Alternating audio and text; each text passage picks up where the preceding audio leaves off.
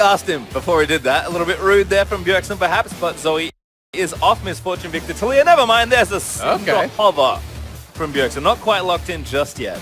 It is blind pick. The lock from FOFO. BJERGSEN could just be going straight up for what he's comfortable with.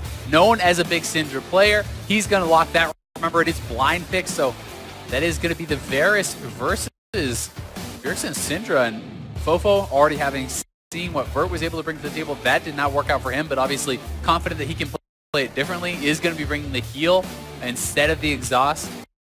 Certainly expecting quite a lot of Varus in the 1v1 tournament actually, but BJERGSEN, I think again, kind of doing the right thing here. We'll see exactly what summoners they settle on. Right now it's very defensive for them both, but of course have options to change, and you get to see your matchup moving into the game and adjust a couple things here and there. If I can just see BJERGSEN checking his runes, you can change them there as well, but looks like he is happy with what he started with, and this will be a fun one. Not a mid laner for FOFO, but certainly two very good looking mids early in this tournament. And something that has been played mid in the past. You know, if you have been around League of Legends for a long time, Varus did used to be played kind of straight up as that poke champ in mid. It is going to be, again, airy and common. Probably going to see a lot of these in the tournament if it is going to be based around the poke.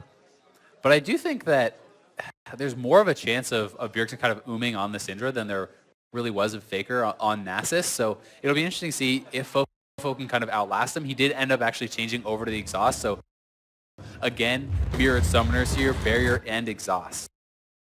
Can already see Manifold Burn, as expected, taken by BJERGSEN just based on the glowing blue of his health bar. But certainly did stick with those defensive summoners. Again, probably see a lot of those here in the tournament. FOFO not going to eat that first Q. In fact, draws the first bit of damage. Hail of arrows into that Comet proc, and BJERGSEN just going to go back. This is something you can do on this map.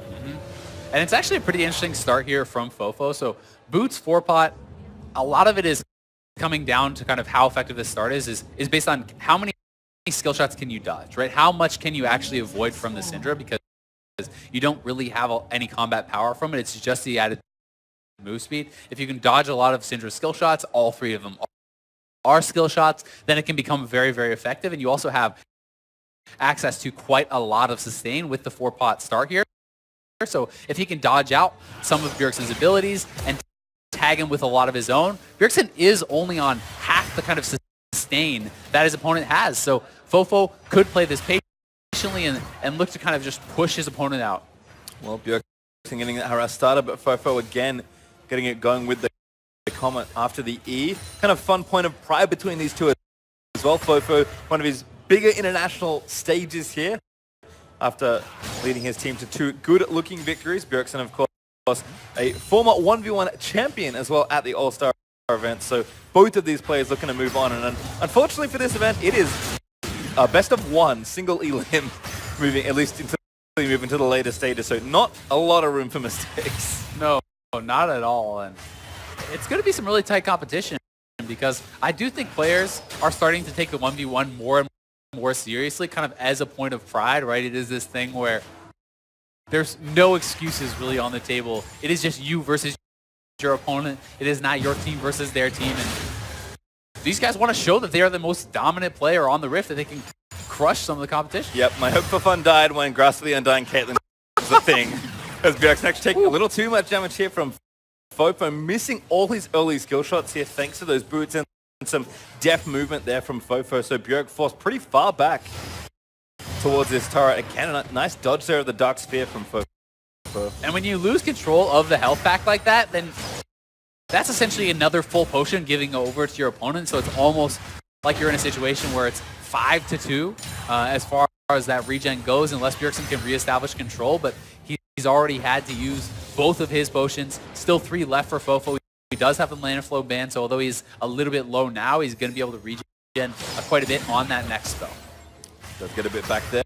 BJERGSEN just trying to keep the wave in a more comfortable spot, but FOFO is up more than a wave of minions right now. BJERG again trying to hit back, but the turret also hits harder in this game mode too. It's not as easy as it is in SR to last hit those minions once they move towards the turret, and FOFO just playing up and aggressive, not afraid at all even going to start doing some turret damage as well. Yeah, and he's CSing very well. You know, already a couple CS ahead of there of BJERGSEN, and BJERGSEN is going to have to base. FOFO is actually going to decide to match that.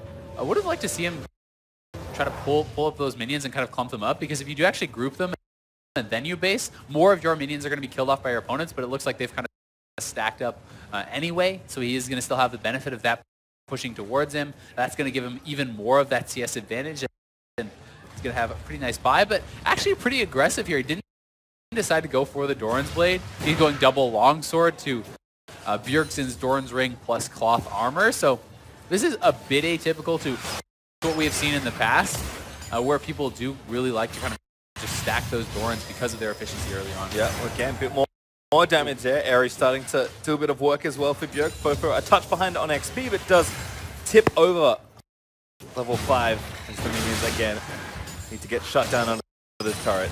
The other thing we have to keep in mind here is this is a Syndra versus someone who is not building MR. It's not like he's building a Hex Shrinker or anything like that, so there is still the potential to combo him down at 6. I mean, you see how much damage that is alone. If BJERGSEN is 6 there, FOFO does have the potential to die, right? Yes, he has barrier exhaust, but if BJERGSEN is able to get up on top of him and continue pumping in that damage, you can combo someone out. And I think in the best case scenario for Syndra, you're only going to get to use barrier in most of those situations, not exhaust you, as you likely won't be in range. So we'll have to see. FOFO though, chewing through those potions, now only has 1 left. He is 6 and BJERGSEN's 5, so he's kind of posturing aggressively here, but getting pretty low. Damage back, Chain of Corruption hits, BJERGSEN out of mana, but has the summoners left. FOFO doesn't get too much off that ultimate. No, he did get a little bit of pressure, but I mean, he's running out of mana here now, and BJERGSEN does kind of have the health advantage, and he has a mana flow ban proc right now, so he's going to be able to stay around and kind of continue to threaten his opponent. Is 6 now here also, so FOFO definitely has to be careful, especially as you kind of called out for BJERGSEN. It's the same for FOFO. If you're not in range to exhaust on the ultimate, then that summoner is really not going to do you a lot of good, although you obviously still will have the barrier in your back pocket.